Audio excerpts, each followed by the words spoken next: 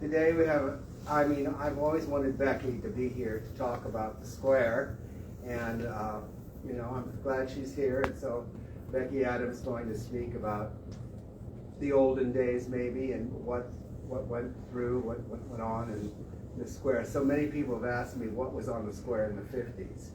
Well, I don't remember the Gottliebs and Stearns and that sort of thing. So anyway, I hope that she talks to us about something in DeWitt County.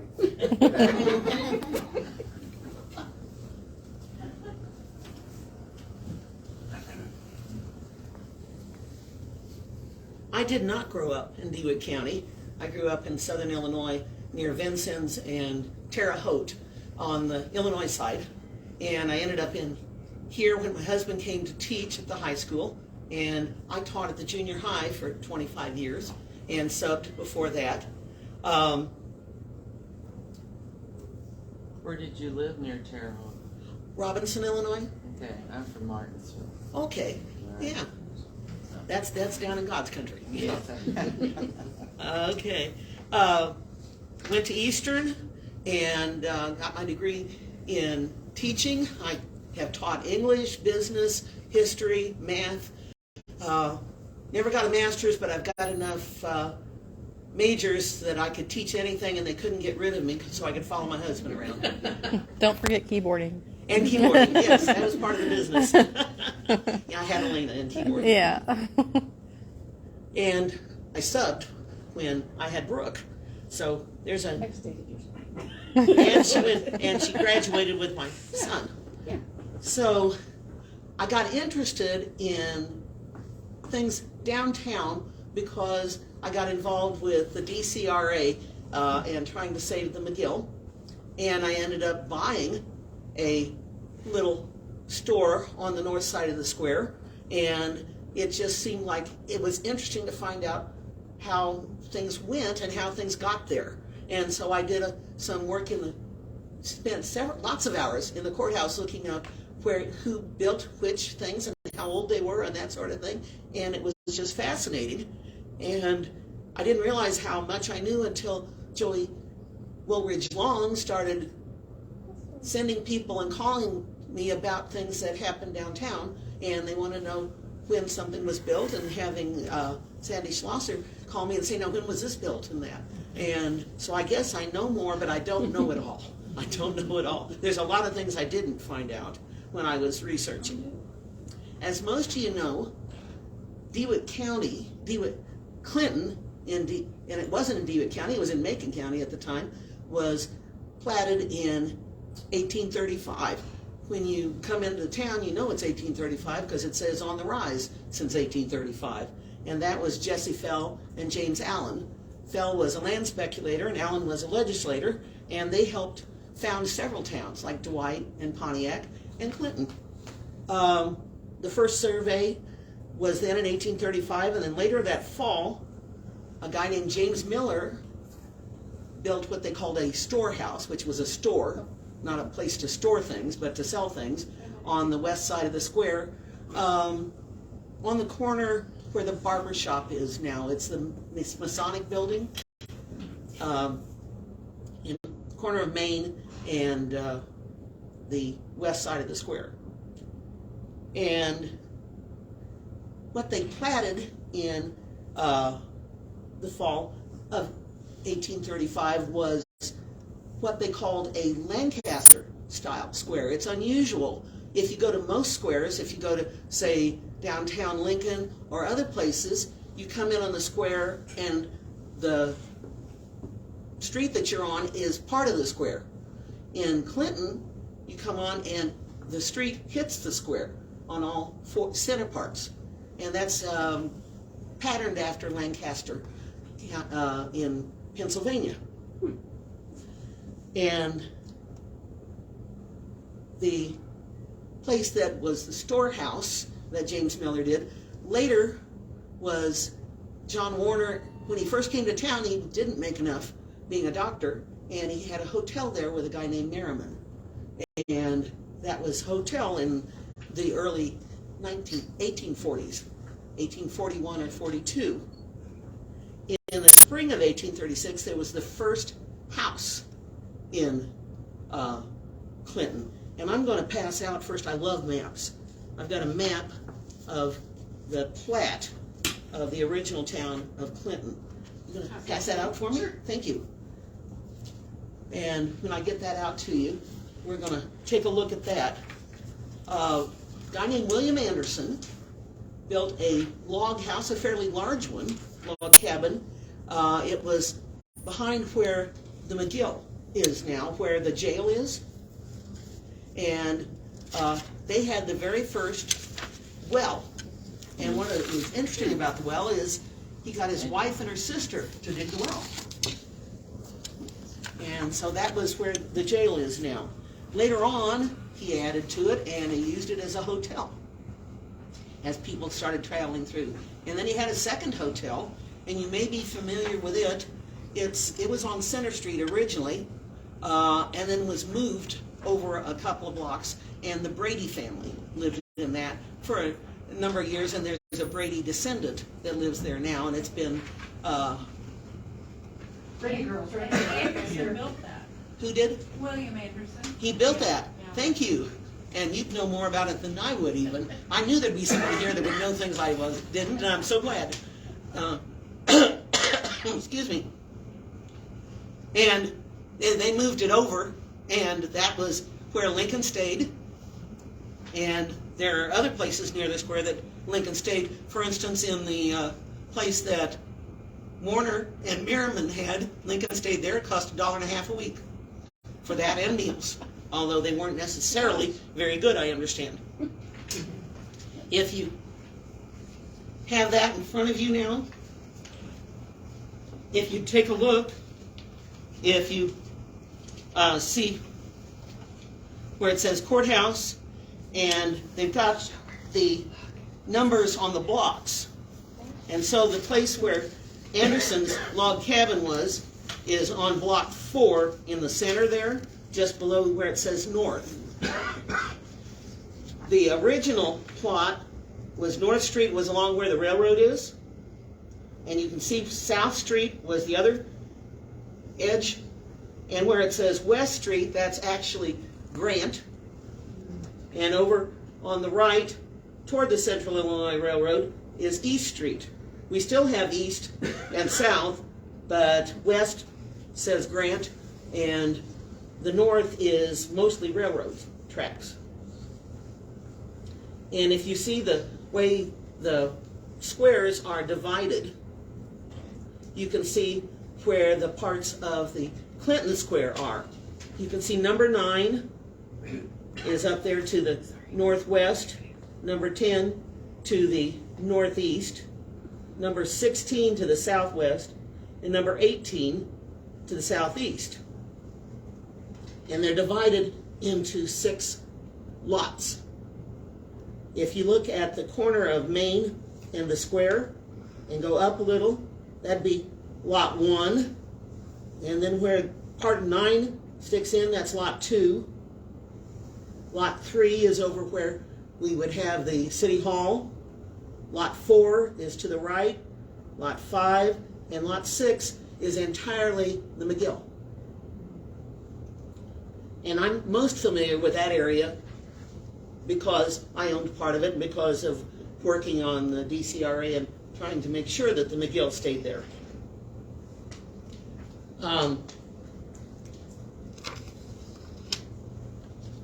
In 1839, DeWitt County was formed from Macon County and McLean County. And the first courthouse needed to be built. They did that in March, and by October they had a courthouse. Cost them $600. It was not in the middle of the square. If you look on the block 9, it was up there in the area where 3 and 4 on the left corner are. It was not in the middle of the courthouse square. And it cost $600 to build, and they got it done in time for October and for the first time that Abraham Lincoln practiced here in 1839. He was here from 1839 to 1859. He, as I told you, he stayed with Warner and Merriman. He also stayed at the Barnett Tavern, they called it. If you look at lot 16 and Center Street, if you go down, no, look at 18, I'm wrong. It's Center. And down the corner there, below, on 22 was where Barnett's Tavern was. It was not a tavern. It was an inn, a place to stay. But they called it taverns back then. And sometimes Lincoln's cronies would send to the grocery, which wasn't a grocery, for something to drink. And it was hard liquor. The grocery wasn't selling food, it was selling liquor. And they would take off across that courthouse square. And at the time, it was pretty much a shambles. They had a lot of what they called dog fennel. It's all stinking chamomile, it's sometimes called. And it was a weed that was difficult to get rid of, and it did stink. And there was a sort of a track between there and the tavern to get to the grocery, to get something to drink. The first brick building was across from dwelling house. First brick dwelling house, the first brick building in town, was across from Barnett's Tavern, over on 16, where Calvert's is now. Not 16, 21, across from 22, on where Calvert's is now. And it was John Warner's house, built in 1849. I don't know why I keep trying 19.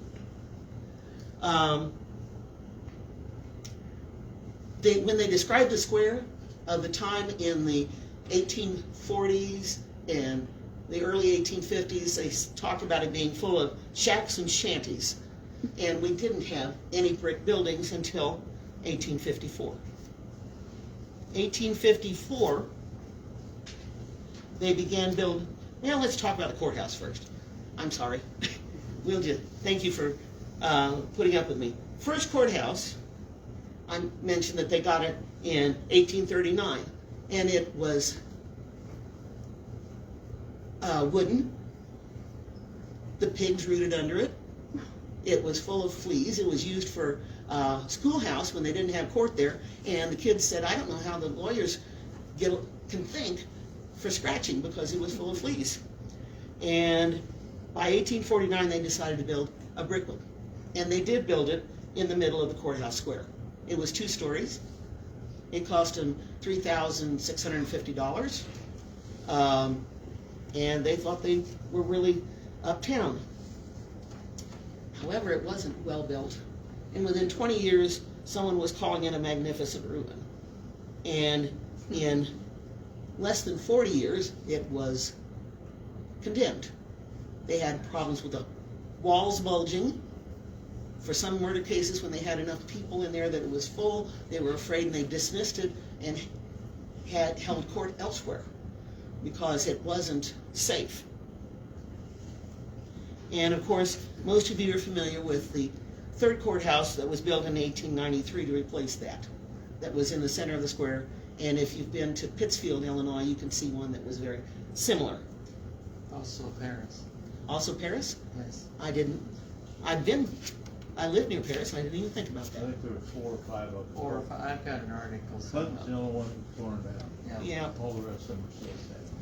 Yeah, it's a shame that we couldn't keep it, but it hadn't been well maintained. I understand, but I'm not going into that discussion because that can be. You'll lose, huh? I know. The very first brick building, if you look on the square here where it says number 10, the lot number 1 is the one next to Main Street at the bottom of 10. Lot number 2 is the one that has part of the number 10 in it, and that is where the very first one, it was built by C.H. Moore and Judge J.J. McGraw. And that is what is now an antique store on the northeast side of the square. I'm going to give you another Map, I love maps.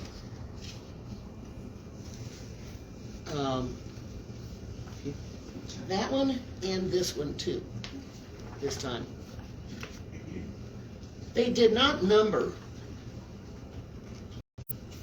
the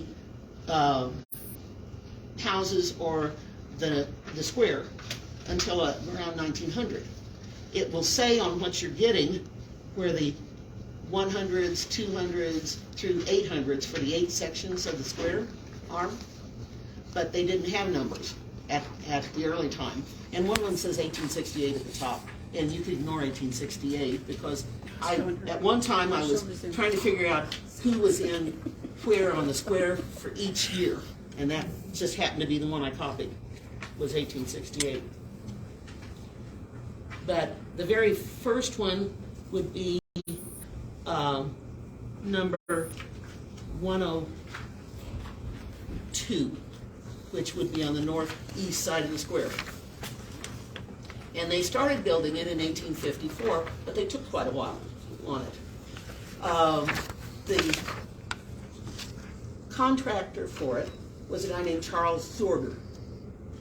He was originally a plasterer, but he did well at what he did. He worked at coordinating all the different kinds of contractors to do it. And there was a guy named Rounds from Wapella who was a brick mason that did a lot of the brickwork there. And so Zorger actually contracted the first 5 areas of the square that were built as bricks. The one at 102 was finished in 1857. If you go and look at the square and look in the 402 to 403, you might be able to find that. She's almost done passing those out. That was a hardware store owned by DeWitt Clinton Jones. And he had the second one, and it opened both of them opened in 1857. But he started a little later than the one that was at 102. By the way, he was known as Clint. A lot of people were named after DeWitt Clinton. He was a very popular governor of New York and helped get the Erie Canal in. And if you look on maps, you'll find that there are 35 Clintons in the country. So we aren't alone. In 1858, there were 3 more completed brick buildings. These are all ones that Lincoln would have been aware of. They're from the Lincoln era. You're familiar with the Ohio on the corner of Maine, and it would be number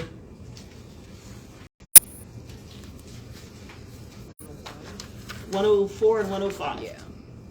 And John Warner and James Lintner built that.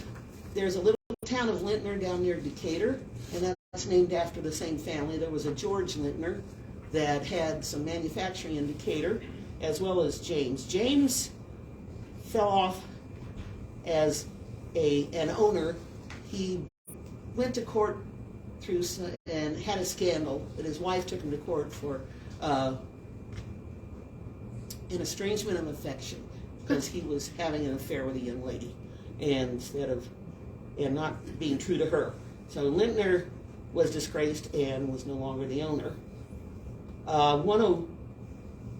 Dr. William Adams had a office where they put the Ohio, and he decided, well, I want to have a brick building. And there is a problem. 102 was already there. C.H. Moore's and J.J. McGraw's, and John Warner's, and James Lintner's. But there was an empty space in between. Well, he wanted a brick building, he built in between, but he had to buy 8 inches of the wall on each side. If you check the brick buildings downtown in most places, they are 3 bricks wide. Well, if they built just one building by itself, it was 2 bricks wide. So he had to buy part of that on each side to put his up. And he also signed a deed in the deed when he bought the area, he agreed not to build it over 2 stories tall. Yet if you go look in the Revere room, you'll see in an old picture that it at one time was 3 stories tall. The buildings all along there next to the Ohio all look alike, but that happened later. One of them, the one with the antique store in it, had a bay window, and one of them had an interesting fancy top, and they had to take off the 3rd story on the one because they illegally put the 3rd story up there. So they're now all 2 stories along there. The next ones that went up, besides Dr. Adams and the Lintners, was over on what's called the Campbell Corner. And that's on, no, if you look on block 9, it's the northwest, and it's down from the McGill. And that is where Stan's Barbershop is. And next door, where I used to own that one, it belongs to Margaret Barnes now. And those were both finished in 1858. And they were built for a special reason. There was a bad fire on the square, on the corner where the McGill is now. And it burnt down a clothing store, and at the back was a young man about 21 who had boots and shoes named William Taylor. And it burned out his, and it burned everything down to what they called down to partway down the block. And one of it was Sackett's drugstore that burned. Well, there were 9 families came over to Illinois from Butler County, Ohio. One of them was Campbell's, and the father was John Campbell, and he brought his sons. And he paid for the other 8 families to come with him to Sangamo country, which is the Springfield area. And then Campbell and Sackett ended up over in Clinton, and his youngest son, Lewis, was a good friend of the Sackett that owned the drugstore, and Lewis had the store built. And they were next to each other, and one of them became Lewis Campbell's dry goods store, and next door to it was Sackett's drugstore. And the fire was in January, and they got it open by June.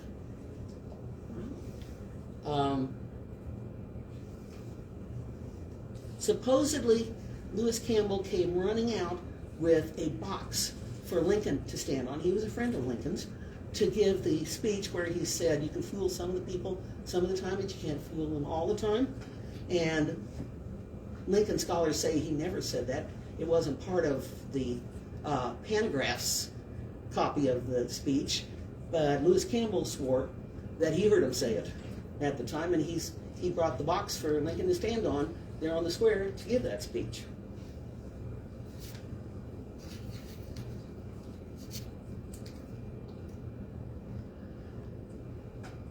Now, Adams had the problem of having to buy the parts of the brick wall on each side, and the rest of the people who developed things on the square and made brick buildings didn't make that mistake. They started in each of those corners. Thank you. In each of those sections, there's 8 sections, and the ones they built first, instead of the ones up in the 100s, they started in the center. For instance, the 701 and 702 that were Campbell's, that's in the center. And of course, the one down on the 400s that was DeWitt Clinton Jones, that's in the center. And so in the 1860s, they started developing, and they developed them from the center out. And mostly they were on the east side of the square. In 1872, one of the people that helped get the McGill started says, I remember there were just 18 brick store buildings. At the time, the rest was all shacks and shanties, which were wooden. And there was nothing on the west side except for Campbell's Corner. That was developed last. Campbell's Corner, and of course, DeWitt Clinton Jones's hardware store at the bottom. And so in the 1860s, 101, next to the antique store, was C.H. Moore. And eventually, that was in 1867, and it was taken clear out to Monroe Street, over where it says 117, by 1895. And if you go down to 300, that was John Warner. He put the bank there. He also built the next to it, 301. It wasn't part of the bank yet. 302 was William Clegg. He had a hardware store. And 303 and 304 were done by a James Deland. And he had 2 stories, and it didn't go all the way back, but it was known as the Community Hall upstairs. And that's where they held the court after they weren't holding it in the magnificent ruin anymore in the center of the square. And it was a community room up there. If you look on that particular building, it says 1893 on the front, but it's an 1860s building. What happened was a guy named Rennick bought the building. He was living in Pana at the time, and he says, I'm going to make a present to the people of Clinton. And he says, we're going to have an opera house. And so he built a 3rd story and all the way back to Adams Street. And so that was where the Clinton Opera House, and it says Rennick on the front of that building, and it says 1893, but that sandstone front, and the biggest part of that, a large part of that building wasn't there until 1893, but it was originally an 1860s building.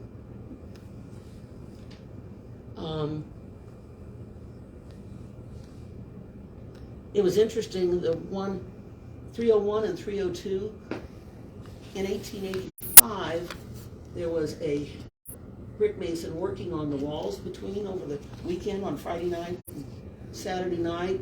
And in the middle of the night on Saturday night in 1885, the wall came down that he'd been working on, the brick mason. And it was full of harness and stoves, old iron stoves, and they all fell down into the basement, including the register, the Clinton Register's brand new printing press. They hauled the printing press out, and it only needed about $25 worth of work. And it was okay. Not a lot of the inventory for the harness maker or the people with the iron stoves, and they got it fixed. And it still stands now, and it's part of the John Warner Bank. John Warner and the bank bought out the 2 stores next to where the original bank was. The Dewitt County Museum originally was there back in the 1960s in one of them. And it was good then. And then John Warner has not the Warner Bank anymore, the Heartland Bank now has all 3. On the end, in 1874, C.H. Moore built what's where the Chamber of Commerce is, built that. And so there we have all from 300 clear over to 305 was completely done. What was that year? Excuse me, baby. For the last one, For C.H. Moore. 1874. A guy named Cackley built several brick buildings, including the old First National Bank. It wasn't called First National back there, but on the corner where 400 is, he built that, and it opened in 1872. He also he did some of the things behind the Ohio. Cackley did those, and he was the one that expanded C.H. Moore's at 101 clear back to Monroe Street. And there was some things developed in the 1860s. But what really started things going on the square in Clinton was the McGill.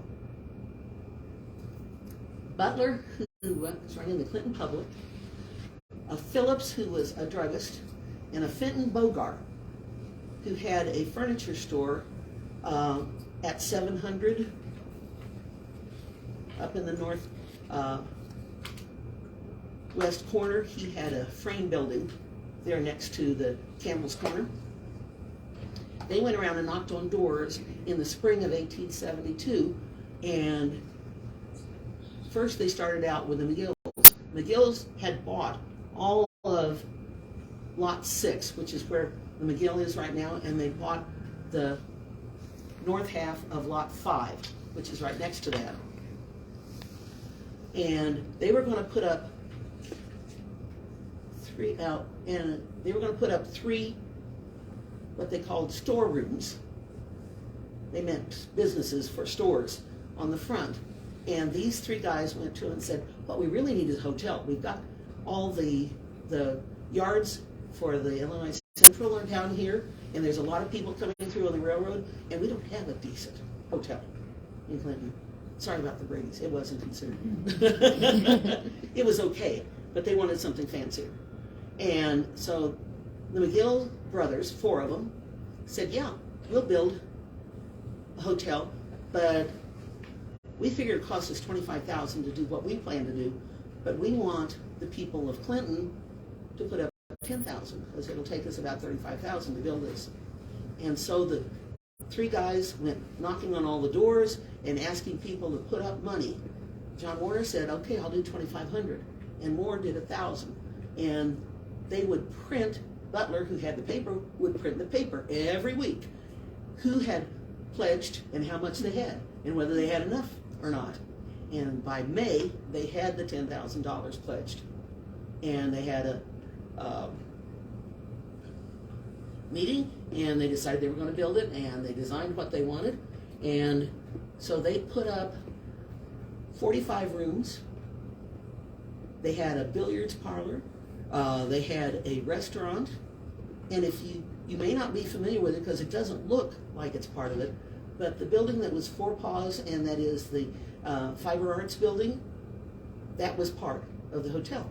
It was only 1 story because they said we want for the hotel to have ventilation and light for the rooms. And so they got their 3 store buildings on the front that faced the square, and they opened in late 1872, and on April 1st, 1873, the McGill opened. And you may be familiar with history. There was a panic, that's like a recession, in 1873. But Clinton didn't seem to have a panic. And that's when everything started building up, was after the McGill opened. And so a lot of what happened on the square was in the 1870s. Bogart said, who had the furniture store there by Campbell's Corner, says, I couldn't stand to have all these brick buildings down the street from me, so he decided to make his furniture store a brick building. It was furniture and undertaker. That was standard back then, because you were building the coffins as well as the furniture. And so he put that up in 1874.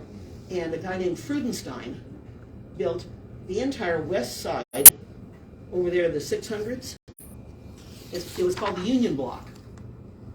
And he built on the, that would be number 1 on there. That whole lot turned into, the whole section was, and you notice all those look alike, and it wasn't something that happened later. And they didn't have numbers then, but he would, if you look in the paper, they announce it's in number 1 or number 20 or number 17. They had 20 different places that you could rent out of that Union Block. And you may be familiar with the name Freudenstein. Freudenstein grew up in Prussia, and he and his brother moved to Clinton, and he'd been a pack peddler, and he went in, John Warner became a partner with him, and he ended up being a clothier, and he sold out to his brother Louis, and Louis Freudenstein's building is over there on the number 200 and 201, and that was Louis's. But it was Joe, his brother, that did the Freudenstein block, the Union block, and he put up some others. You may see Freudenstein over where the Spurgeon building is. It says that there. And I found if you look in the 1904 city directory, it gives people's occupations, and Joe Freudenstein says capitalist. I don't think I ever saw capitalist as an occupation, but he did. He was investing in all kinds of things. He was a capitalist. And he and his brother were quite popular in Clinton. I understand they organized an entire trainload of people to take them to Champaign to be buried in the Jewish cemetery when they died, the two brothers, not at the same time. And also Lewis's wife. They took the Illinois, not the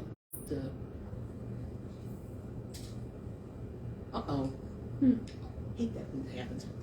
It's not the tram or the trolley, the interurban. They took the interurban to Champaign, and lots of people from Clinton went on the interurban for the funeral over in the Jewish section of the Champaign Cemetery.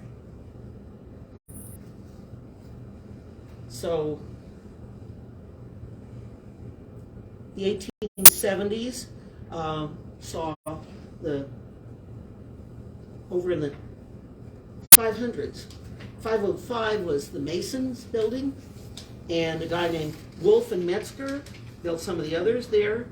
And the very last one, 500, was built about 1887. But they did the center first, or they did those at the same time, those 505 through 502.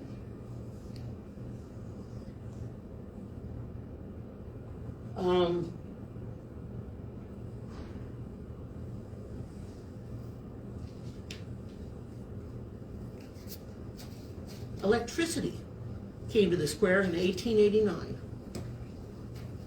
And I want to show you another couple of maps. I love maps. Here we go. There's a map called a Sanborn map. And there's two things here. 1887 and 1892. What the Sanborn maps do is they're essentially for insurance purposes. And it's in color. We don't have the color one here in Clinton, but they do in Champaign. And the walls, if it's brick walls, it'll be a certain color. And it shows where the stairways are. And it also shows what's in a building. And so the insurance company produces those. And it was to help the insurance company decide how much to charge people for their insurance for whether it was a brick building, whether they had good entrances and exits, and that sort of thing. And I know that Sanborn maps are still produced. They still use them in City Hall for some things. And this particular set of maps are from 1887 and from 1892. And of course, it's the area of the square that I had in my building and that we had the McGill, but I wanted you to see it as an example. When you get your 1887, you can see where it says McGill House on the right. And then next to it, it says DG, that's dry goods, which is like a department store. And then there's a grocery next to it. And you can see, I'm sorry, at the end on Washington, the corner of Washington, there's the hotel office and the dining area and the kitchen. And then in the other part of what it was part of McGill, it says boots and stationery. And then they have a saloon next to it. That one was built next to Campbell's Corner in the 1860s. It was called the Woodbine. To go where the Woodbine finds and forget your cares. Millie is millinery hats. The post office was next to that. And it says Fernie, that's a furniture store. That was Bogar's furniture store. Where you on? I'm on 1887 map. Okay. Oh, there. Okay, you find it? Yeah, I was trying to look on there. Okay, right here. I'm looking at these. I'm sorry. Yeah, 1892 is a little bit different. I think here we are. Okay, and so there's the furniture store. And if you look at the dining room for the floors, second and third floor of the McGill house, to get to the restroom, there was a bridge from the second floor. You see that dotted line from above the dining room over to the WC, which is water closet or the bathroom. They had a 2-story outhouse there. Oh my gosh. They didn't have indoor plumbing in 1887 there. And you can see, actually, the furniture store is about 7 feet over on block 4. And City Hall was on block 3. You can see that over in the corner. And they've expanded, of course, the City Hall. And the city bought 3 and 4. And when Weinberg had his building there where it says furniture, he ended up buying 7 feet from the city because it was 7 feet over, so he'd have a way to get a car to the back door of his building. Because 5 was owned by McGill, and they didn't have access there. So he got 7 foot wide in order to get his car to the back of the building. And most of the buildings on the square are 44 feet wide or 22 feet wide, or if you're really big, 66, because the lots are 66 feet wide. So when the McGills built this, where it says grocery and DG for dry goods, that's 44 feet wide and 22 feet for each of those, and 22 feet for their third one, which was Boots and Saddlery, and that was all on lot 6. The saloon was about 22 feet wide, but the 2 little ones that were Campbell's Corner were 15 feet wide each. And that left only another 15 for the furniture store, but because he owned lot 4, he made it 22 feet wide. But almost every store on the square will be 22 feet or 44 feet, or if it was really big, 66 feet wide. And it had to do with how big they made their lots. Now, if you look at the 1892 one that you just got, you can see things have changed.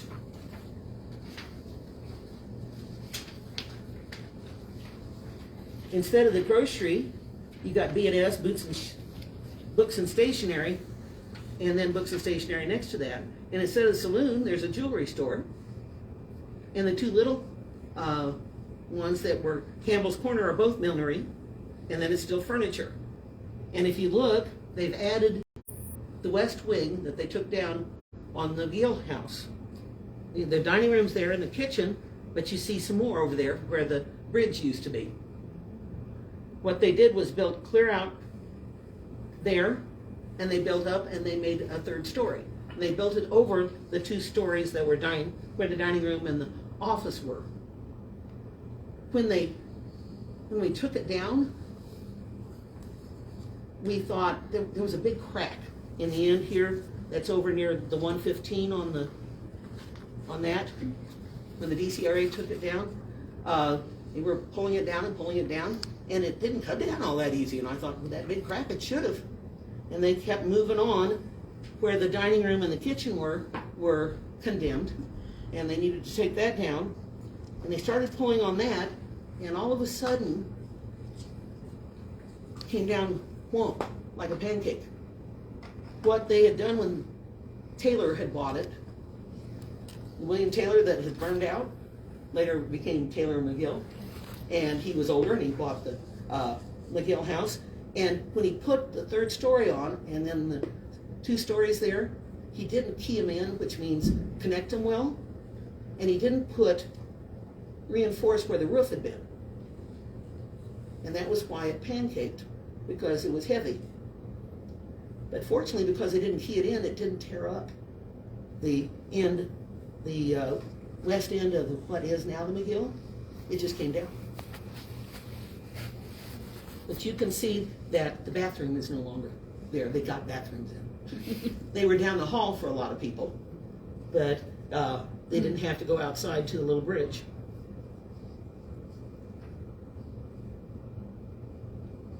And you could see on the public square, there's a little shed on the corner and a well where you could water your horses. And there's the old courthouse that was there in 1855, and they haven't built the 1893 one yet. If you look on the square, everything is there that is there now. And it's unusual to have a public square that has all the parks, and none of them are gone, which was one of the reasons why the people that formed the DCRA to save the McGill did that. They didn't want an empty spot on the square. It was like a smile with a tooth out. The only one that wasn't there by 1900 was the one on the corner where the H&R Block was for so many years, where Alice's Beauty Shop was for a long time, upstairs before it moved over to the northwest portion of the square. And that was the little corner grocery, and it was a frame, wooden, up until 1925. A guy named Kelly. I'm running long. Is it this bad? You're fine. I have maybe one more story. Okay. Thomas Kelly was a Confederate soldier, and he came to Clinton to live. And he and his wife opened a little corner grocery on the corner there. And one night, John Warner looks up, and it's late, and his wife asked him to stop at the grocery for something. And nothing's open except Thomas Kelly's. And so he goes there, and Thomas Kelly tells him, he said, you know, you Yanks wouldn't treat me so bad if you knew more about me. And so Warner asked Thomas Kelly, he says, what do you mean by that? Well, when Thomas Kelly was a Confederate soldier, he'd been given the task of guarding several Union soldiers, and he was to march them to Andersonville, which is like a death sentence. And they were marching past, and they could see a half a mile away a Union group of people. And Thomas Kelly says to the Union soldiers that he's got under his command to take them to Andersonville, he says, you know, if you guys were lickety split for those Union guys over there, I couldn't kill all of you. And they looked at each other, and Thomas Kelly began shooting in the air, and they took off, and those guys lived. They didn't go to Andersonville. And he told John Warner that story. John Warner had heard the story. When he served in the Civil War, there was a man who'd been in that group of soldiers, had been a good friend of his. He was older, like John Warner was, than some of the younger ones. And he told him about it. And he wrote to his friend. He says, you've got to come and meet this man. And he came, the friend, John Warner's friend did, and met him, and thanked him.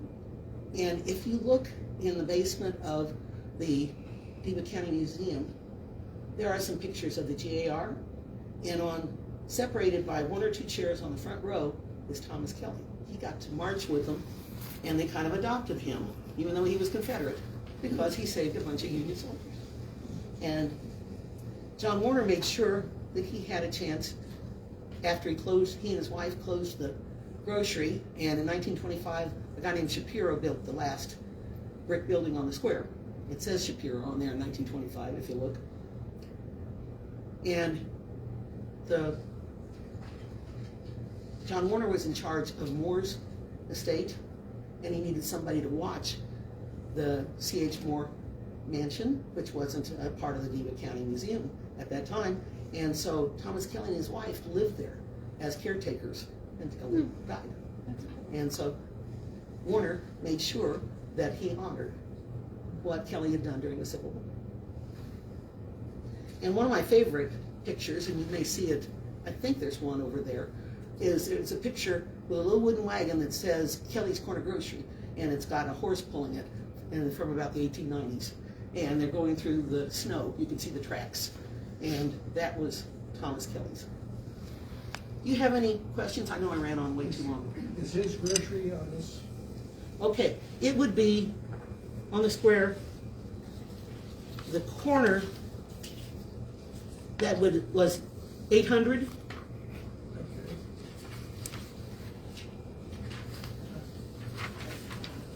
Okay. Okay, Darvin's Barbershop and what's now Sweet Maze and stuff is there behind it, and that was actually built before. Those were built in the 1890s, and those were actually built before the corner grocery store. 801 was a tavern that was built in 1890s. So the corners, J.O. Waters, where Sophie's was on the corner, that was another 1890s on the corners. The Greeks, yeah. And if you go on the 500, that was another 1887, 1890 area, that end one. The end ones are usually the newest because they started in the middle. Except for Doc Adams, who decided he wanted to after they'd already built the one on either side. Any other questions? Yeah. Did Thomas Snell build anything or operate anything? Thomas Snell was one of the founders of the National Bank. Right. In 1872, Cackley had built his building, but Thomas Snell didn't own it. Right. And so, as far as I know, he didn't build any of the buildings there. He did build a magnificent structure, and there's still a little part of it left. Right. But as far as I know, he didn't do any building. Because his background was being a merchant, you know, in Pekin, but when Uh-huh. he came here, he was Yeah. more interested in railroads and stuff like that. I know in the early 1900s, when Warner and Snell and Moore all died in that first 5 years, there was, when Snell died, it said the last of Clinton's millionaires Yes. died. Yes. And that was Snell and Moore and Warner. Yeah. And Moore and Warner, as you know, their children married, and they, Arthur Moore, C.H. Moore's son, never had any children, and so the Moore and the Warner estates went together. And I don't know, Snell had a grandson that was the president of the bank Right. before the bank was sold and made the First National, and his name was Dinsmore. Tom Dinsmore. Yeah, and if you go on Main Street, about 3-4 blocks, there's a house, a magnificent one that somebody's been working on for a long time, that was the Dinsmore. And the Dinsmore, Snell, it was a Snell house. yeah, Yes. and I've heard it also called Dinsmore, but you're right, Snell. Snell. And the Dinsmore's sons, I think, are in New Mexico. They contributed to the clock on the square. And so their names are on the little plaque that's next to the clock. Johnny's in Missouri and Tommy's in Las Vegas. Okay, you know more about it than I do, thank you. I appreciate somebody who knows more than I do. Maybe the meanest two kids ever. Yeah. Oh. They are, they Tommy were. and Johnny. Were they ornery? Oh. Oh, yeah. Oh, I I can think I was So bad. once, I didn't tell this, next audience, but when, Tom bought this big new luxury car and had this driveway, the boys urinated